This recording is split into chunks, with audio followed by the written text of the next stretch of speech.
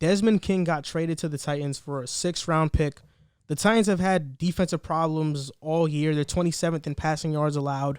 So they needed some secondary help, which is kind of astonishing because they went out and signed Jonathan Joseph. They have Malcolm Butler, but there's still that hole. Is Adoree Jackson still there too, right? He's hurt. Ugh. There's still that hole at slot corner that Logan Ryan left. Yep. That void is there, and I think Desmond King is the perfect player to fill that void. Since 2017, he has the highest PFF grade in playing the slot position at like 91.2.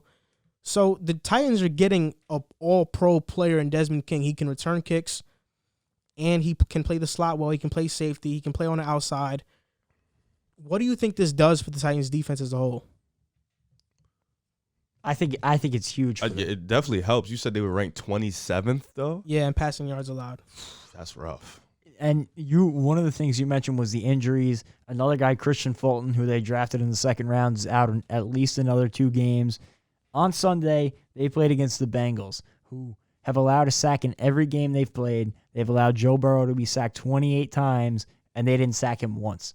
So overall, it's not only the secondary that's hurting, but the secondary hurting causes the pass rush to hurt, and the whole defense just hemorrhages. And to bring in a guy who you mentioned since 2017, highest-ranked corner in football by PFF. All-pro corner. It's going to be huge for them because it improves the secondary, which in turn we just talked about it with the Dolphins. Your secondary creates your pass rush in some ways. So to add another wrinkle to that defense, an all-pro wrinkle, is going to be huge.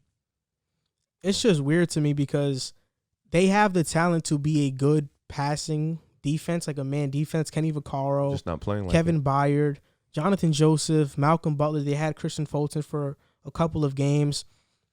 So I really don't know what's the problem. I think it was a good move. There was no risk involved. It's a 6th-round pick. Nobody really cares about 6th-round picks. They're kind of like the 2nd-round picks of the NBA. Like you could just trade them away. But I don't think this really is going to help their defense so much because you don't see he's on the Chargers, and I think the Chargers have a really talented group, and their defense isn't very good, and he's there. It's mostly their defensive line, and Jadeveon Clowney, they signed him to be that premier pass rusher alongside Harold Landry. That was a bust. But he hasn't been a great pass rusher. He's more of a run stopper. He's not a pass rusher. And if you can't get to the quarterback, then your secondary is going to struggle, no matter how talented they are. And right now, the Titans can't get to the quarterback, and versus the Bengals, it showed. Joe Burrow had a lot of time, but also Jadeveon Clowney didn't finish off sacks, and Titans players didn't finish off sacks. Joe Burrow was getting loose from a lot of different players and making passes down the field. And that's kind of what we saw from him at LSU, that ability to escape. But at some point, you got to expect a Jadeveon Clowney Pro Bowl player to finish off his sacks. Yeah, and Mike Vrabel even said it in this article that I was reading from the Tennessean.